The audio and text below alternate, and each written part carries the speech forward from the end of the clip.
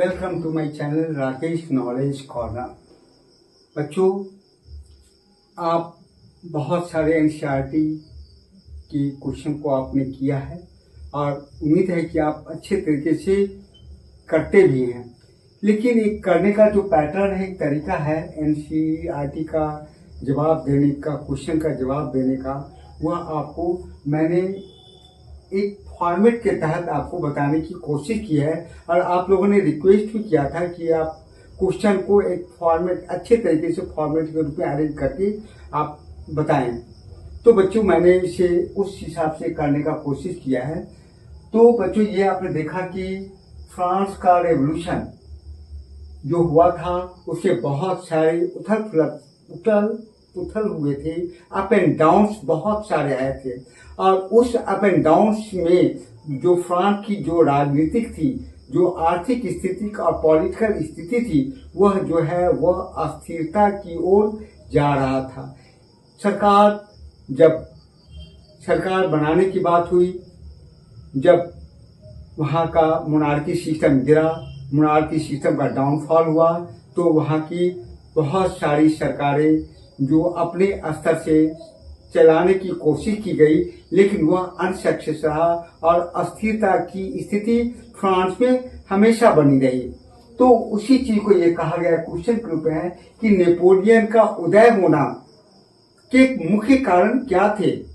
उसका मुख्य कारण नेपोलियन का जो हमने आपको जो अलग अलग कॉम्बिनेशन ऑफ द फैक्टर्स के रूप में जो आपको डिस्क्राइब किया है, आप बोर्ड में जो आप फ्लैश के रूप में आप देख रहे हैं, आप उम्मीद है कि उसको आप बहुत अच्छे तरीके से समझ जाएंगे। आप पहला जो हम डिस्कशन करेंगे वह है फ्रांस का रेवोल्यूशन। और फ्रांस का रेवोल्यूशन आप सभी बच्चे बहुत अच्छे तरीके से आप उन चीजों को समझ चुके हैं कि फ्रांस का रेवोल्यूशन क्या था। क्रांति का होना एक बहुत बड़ी बात थी। पूरे वर्ल्ड के लोग ने फ्रांस के रेवोल्यूशन से प्रेरित लिया था, प्रेरणा पाया था। और फ्रेंच का रेवोल्यूशन होना और फ्रांस की क्रांति में बहुत सारे उथल पुथल होना, और जिसमें सरकार का बनना और सरकार का उठना, ये सारे चीज आपको बताते हैं। तो आपका नेपोलियन का उदय होने का एक कारण है कि फ्रांस का रेवोल्यूशन, जो फ्रांस से बहुत सारी क्रांतियां हुई और क्रांति में जो अस्थिरता आई, और उस अस्थिरता का जो है वह नेपोलियन का उदय होना के एक कारण में माना जाता है। दूसरा है पॉलिटिकल इनस्टेबिलिटी।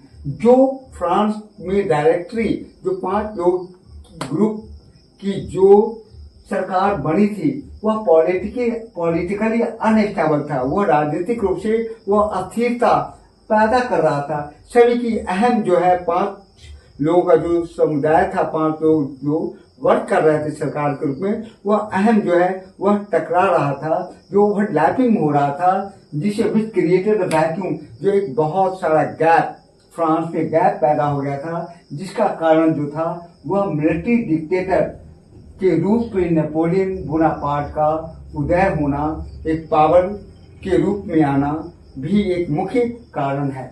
दूसरा कहता है रॉबेस्पियर सरकार जो थी, वहां का जो रेन ऑफ टेरर के नाम से जाना जाता है, रॉबेस्पियर की जो पॉलिटिकल अस्थिरता, उसने भी बहुत सारे बदलाव किए, लेकिन राजनीतिक तौर से बहुत सारी अस्थिरता वहां पे आया। अब उसके बाद आप देख रहे हैं ओवरथ्रोइंग द डायरेक्टरी, जो यहाँ पे हमने पॉलिटिकल इनस्टेबिलिटी में डायरेक्टरी गवर्नमेंट की बात की थी। नेपोलियन और उसके जो ग्रुप थे, उन लोगों ने जो है डायरेक्टरी गवर्नमेंट को वह उखाड़ फेंका, और ताकि वह नेपोलियन एक बोनाफाइड शासक के रूप में नेपोलियन फ्रांस में आकर बहुत सारे ऐसे बदलाव किए, जिसके कारण प्रशासनिक और उसका आर्थिक जो फ्रांस में बहुत सारे उदय हुआ